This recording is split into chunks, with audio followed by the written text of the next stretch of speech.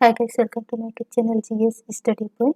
Friends, चलिए modern history को continue करते हैं और आज हम जो है सिख धर्म को देखेंगे, जिसके अंतर्गत हम जो है 10 सिख गुरुओं के बारे में पढ़ेंगे, रंजीत सिंह के बारे में पढ़ेंगे और साथ ही साथ आगे हम जो है आंग्ल सिख युद्ध को भी डिस्कस करेंगे। ध्यान रखिएगा, यहाँ पे मैं उन्हीं टॉपिक को या उन्हीं पॉइंट को लूँगी जो आपके एग्जाम में पूछे जाते हैं, क्योंकि आपको सिर्फ आपके एग्जाम के पॉइंट ऑफ से पढ़ाई करनी है, न कि आपको पीएचडी करनी है, न ही आपको ज्ञानी बनना है। आपको सिर्फ एग्जाम क्लियर करना है, अधिकारी बनना है। ठीक है, तो उतना ही पढ़िए जो आपके एग्जाम के लिए इम्पोर्टेंट हो। तो चलिए स्टार्ट करते हैं और देखते हैं सिख धर्म को। और साथ ही साथ आप सभी से रिक्वेस्ट करूंगी कि अगर चैनल पे नए हैं तो सब चैनल को सब्सक्राइब कर दीजिएगा। वीडियो पसंद आता है तो लाइक कीजिएगा, कमेंट कीजिएगा, क्योंकि यही वो माध्यम है जिसके जरिए मुझे पता चलता है कि मेरे द्वारा किया गया काम जो है आपके हित में है। ठीक है, तो चलिए देखते हैं सिख धर्म। देखिए, एक दौर चल रहा था कि सामाजिक धार्मिक सुधार आंदोलन का दौर चल रहा था। उसी के चलते जो है एक धर्म का उदय होता है, जो है आपका सिख धर्म। ठीक है, तो इसमें जो है आपके सिख धर्म के अंतर्गत जो है हम जो है 10 गुरुओं को पढ़ेंगे। जो 10 सिख गुरु हैं जो सिख धर्म से रिलेटेड हैं, उनको यहाँ पे डिस्कस करेंगे। यहाँ पे हम इन गुरुओं के बारे में उन्हीं चीज़ों को डिस्कस करेंगे जो एग्जाम में डायरेक्टली पूछे जाते हैं। ठीक है, तो पहले जो सिख गुरु हैं वो हैं आपके गुरु नानक देव। ठीक है, इनका टाइम पीरियड क्या है? इनका टाइम पीरियड था 1469 से 1539 के बीच पे। ठीक है, और इनका जन्म जो है हुआ था 1469 से 1469 में जो तलवंडी है, तलवंडी जो आज जो है जिसको ननकानाबाद कहा जाता है, ननकानाबाद के क्षेत्र में आता है, जो पाकिस्तान में स्थित है। यहाँ जो है गुरु नानक देव जी का जन्म हुआ था। इनकी माता जो है तृप्ता थी और इनके पिता का नाम था कल्याण चंद। ठीक है, जो सिख धर्म के जो मेन जो संस्थापक कहलाए हैं, जिन्होंने सिख धर्म की स्थापना की, वो जो है आपके गुरु नानक देव जी ही हैं।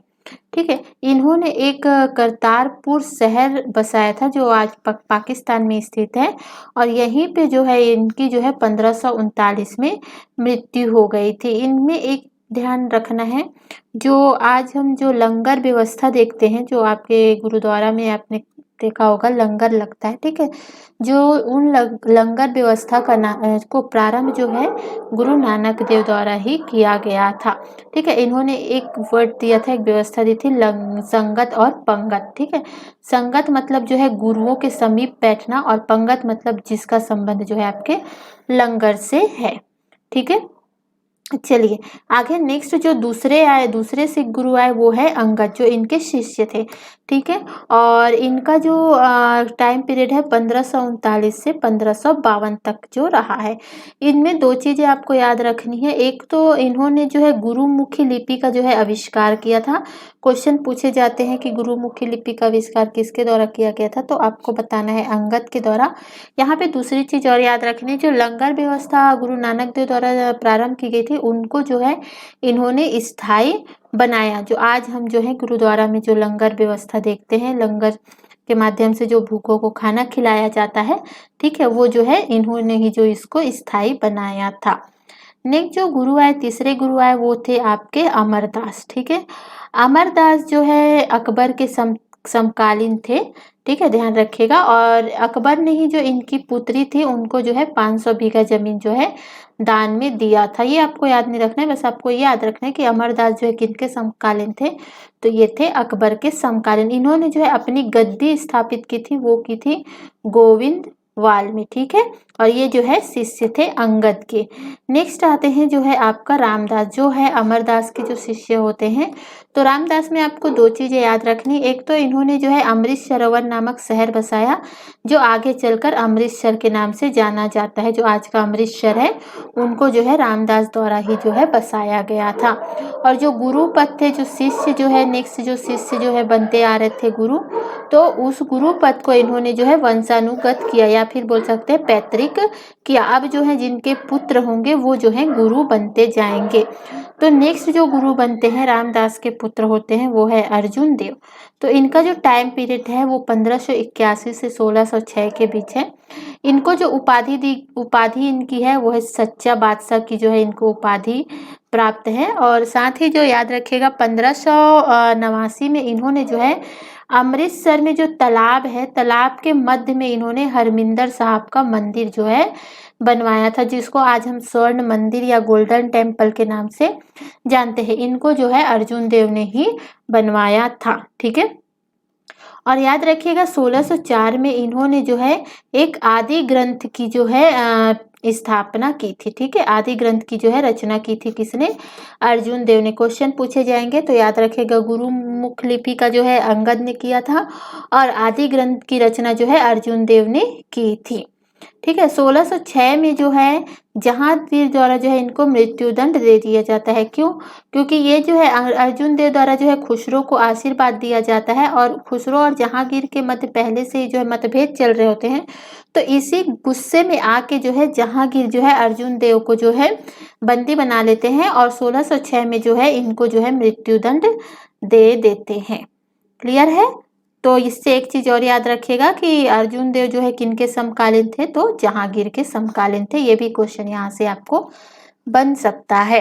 नेक्स्ट जो गुरु आए वो थे हरगोविंद जी आए, जो इन्होंने इस सब चीज़ों को देख के कि बना लिया गया है, बंदी बना लिया गया है। ठीक है, और सिख जो हैं गुरु जो हैं अपनी रक्षा करने में सक्षम नहीं हो पाते हैं, तो इसीलिए जो है हरगोविंद सिंह ने जो है सिखों की आत्मरक्षा के लिए इनको शस्त्र धारण करने को कहा। ठीक है, या फिर इनके लिए जो है सैन्य शिक्षा प्रारंभ कर दी। किन्होंने? तो हरगोविंद जी ने। और इनका टाइम पीरियड है 1606 से 1645 तक। तो अमृतसर के मंदिर में जो है इन्होंने अकाल तख्त का निर्माण कराया। अकाल तख्त का मतलब है कि ईश्वर का सिंहासन। तो गोल्डन टेम्पल है उनमें जो है मध्य में जो है इन्होंने अकाल तख्त का निर्माण करवाया था। नेक्स्ट जो है वो है हरदयाल। ठीक है, ये जो है औरंगजेब के समकालीन थे और इन्होंने जो है दारा सिखों को आशीर्वाद दिया था। तो ध्यान रखिएगा, यहाँ पे एक चीज बस आपको याद रखनी है कि औरंगजेब के समकालीन थे। नेक्स्ट जो आए वो है हरकिशन। ठीक है, इनमें आपको कुछ याद नहीं रखना है, नेक्स्ट इतना इम्पोर्टेंट नहीं है, इनका टाइम पीरियड भी काफी छोटा रहा है। तो नेक्स्ट जो गुरु आए थे वो हरकिशन आए थे। नेक्स्ट जो है आपका तेग बहादुर है। तेग बहादुर जो है ये जो है इन्हीं के टाइम पे जो है सिख और मुगलों का जो है युद्ध हुआ था। क्यों हुआ था? कि औरंगजेब की नीतियां जो है बहुत ज़्यादा खराब थी, कुछ कुरीतियां विद्यमान थी। तो तेग बहादुर द्वारा जो है औरंगजेब की जो धार्मिक नीतियां थी उनका जो है विरोध किया गया। ठीक है, और आगे चल के फिर इसी के चलते जो है सिख और मुगल युद्ध हुए। और जब सिख और मुगल युद्ध हुए तो जो औरंगजेब है, ठीक है, औरंगजेब मुगल जो है विजयी हुए। औरंगजेब जो है इनको क्या बोलते हैं गिरफ्तार कर लेते हैं इस दौरान और फिर दिल्ली में जो है इनको मृत्युदंड दे देते हैं। तो क्वेश्चन आता है कि औरंगजेब के द्वारा किनकी हत्या करवाई गई थी या किनको मृत्युदंड दिया गया था? तो तेग बहादुर। तो ठीक है, और अर्जुन देव को तो जहांगीर ने। ठीक है, नेक्स्ट जो 10वें गुरु आते हैं इम्पोर्टेंट है वो है आपके गुरु गोविंद सिंह। इनका टाइम पीरियड है 1675 से 1708 तक का इनका टाइम पीरियड है। ठीक है, इसमें क्या था कि इनका जन्म जो है 1666 में जो है पटना में हुआ था। याद रखिएगा, जन्म से संबंधित इसके क्वेश्चन पूछे जाते हैं। तो पटना में 1666 में जो है गुरु गोविंद सिंह का जो है जन्म हुआ था। और गुरु ग्रंथ साहब जो है इसमें जो है इन्हों जो मतलब गुरु गोविंद सिंह के टाइम पे जो गुरु का पद जो है समाप्त कर दिया गया था और गुरु ग्रंथ साहिब जो एक धार्मिक ग्रंथ है इसको जो है गुरु की उपाधि दे दी गई थी। ठीक है, तो इसको ध्यान रखिएगा। 1699 में जो है खालसा पंथ की स्थापना जो है गुरु गोविंद सिंह द्वारा की जाती है। जो सिख में जो हम पढ़ते हैं अक्सर सिंह जो पुरुष है वो अपने नाम के साथ सिंह लगाते हैं और जो महिलाएं हैं वो अपने साथ कौर लगाती हैं। तो ये परंपरा जो है गुरु गोविंद सिंह द्वारा जो है शुरू की गई थी। इसको भी आप याद रखिएगा। आगे देख लेते हैं कि इन्होंने जो है सिखों को जो है 5 वस्तु को धारण करने को कहा, जिसमें जो है 5 का इस्तेमाल किया गया। केश, कंघा, कक्षा, कड़ा और कृपाण। ठीक है, तो 5 वस्तुओं को धारण करने को किसने कहा था? गुरु गोविंद सिंह ने कहा था। केश, कंघा, कच्छा, कड़ा और कृपाण। आदि ग्रंथ का जो है संकलन इन्होंने दोबारा पुनः किया था। 1780 में जो है इनकी जो है एक पठान के द्वारा हत्या कर दी जाती है, एक मुसलमान के द्वारा 1708 में जो है इनकी हत्या कर दी जाती है। कहाँ पे? नांदेड़ में, जो गोदावरी तट के समीप है। तो ये रहा आपके 10 गुरु। आगे हम पढ़ते हैं। इसके बाद देखिए, गुरु का पद जो समाप्त हो जाता है तो जो नए जो आते हैं वो आते हैं बंदा बहादुर, जो गुरु गोविंद सिंह के क्या होते हैं? शिष्य होते हैं। तो पद जब गुरु का समाप्त हो गया है तो ये जो है खुद को जो है सिख धर्म की रक्षा के लिए सेनापति नियुक्त करते हैं। कौन? बंदा बहादुर। बंदा बहादुर आगे चल के खुद को राजनीतिक शासक जो है घोषित कर देते हैं और ये जो है पूरा अपना जीवन जो है सिख धर्म की रक्षा में ही लगा देते हैं। और साथ ही यहाँ पे जब इनके टाइम पे जो है इनके समकालीन जो फर्रुखसियर होते हैं वो जो है बंदा बहादुर को और जितने सिख होते हैं उनको जो है मुसलमान इस्लाम धर्म जो है मनवाने के लिए जो है इनको जो है कहते हैं। लेकिन ये जो बंदा बहादुर है ये जो है मना कर देते हैं। तो इसी के कारण जो है इनको गिरफ्तार कर लिया जाता है और बाद में जो 1716 में जो है फर्रुखसियर के द्वारा जो है बंदा बहादुर को फांसी दे दी जाती है। यहाँ पे जो है सिख धर्म खत्म हो जाता है। लेकिन एक ऐसा टाइम आता है कि सिख धर्म को उदय होने का एक और अवसर मिलता है और वो होता है पानीपत की तीसरी लड़ाई। इसमें होता क्या है?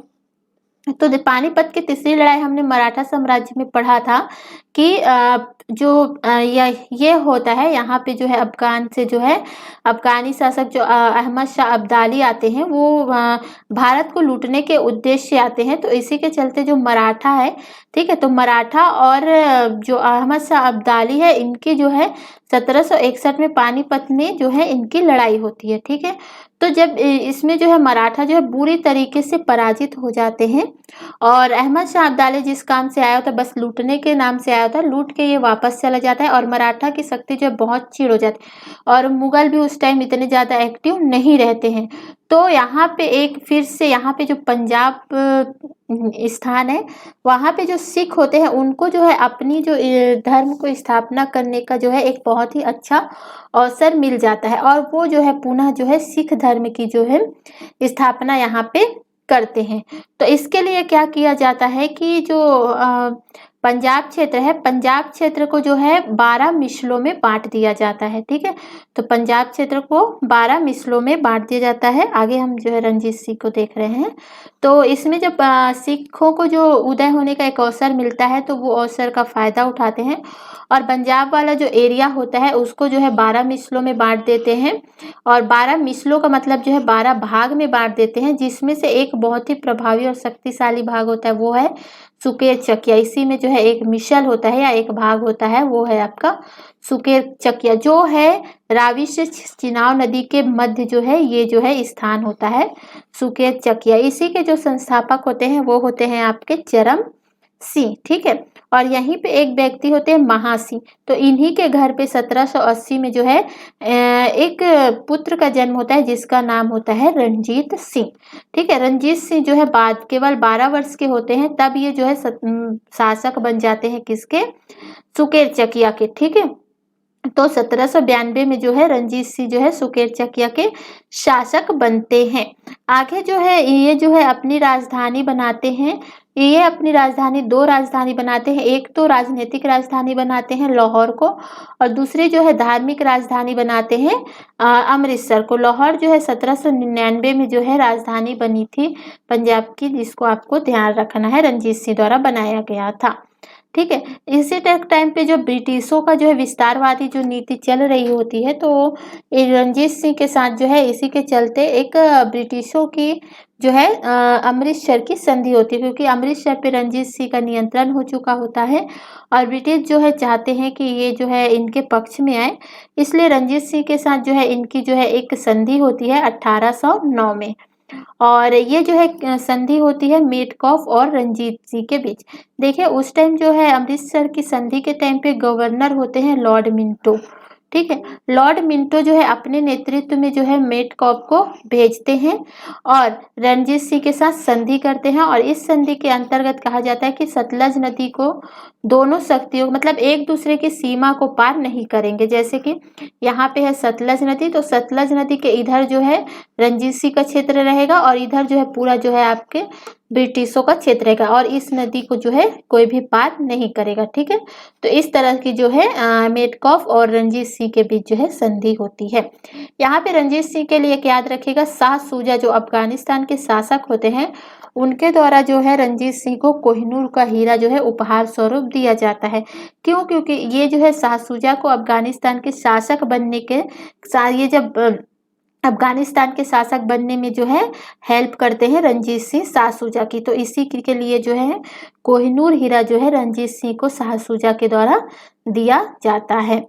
यहाँ पे याद रखिएगा तोपखाने का रणजीत सिंह के तोपखाने का जो प्रधान होता है वो कौन होता है, तो इलाही बख्श, याद रखिएगा इलाही बख्श। ठीक है, यहाँ पे जो रणजीत सिंह अपनी सेनाओं को जो है वेतन देते हैं वो जो है महाना पद्धति के अनुसार देते हैं। याद रखिएगा महाना पद्धति के अनुसार मतलब महीने में एक बार, जिस तरह से आज सबको वेतन दिया जाता है तो उसी तरह महाना पद्धति के अनुसार जो है वो अपनी सेनाओं को वेतन देते हैं। इनका जो है राजस्व या आय जो है कहाँ से प्राप्त होता है, तो जो भू राजस्व है, ठीक है, तो भूमि के राजस्व का 33 से 40% के माध्यम से जो है इनको जो है आय प्राप्त होता है।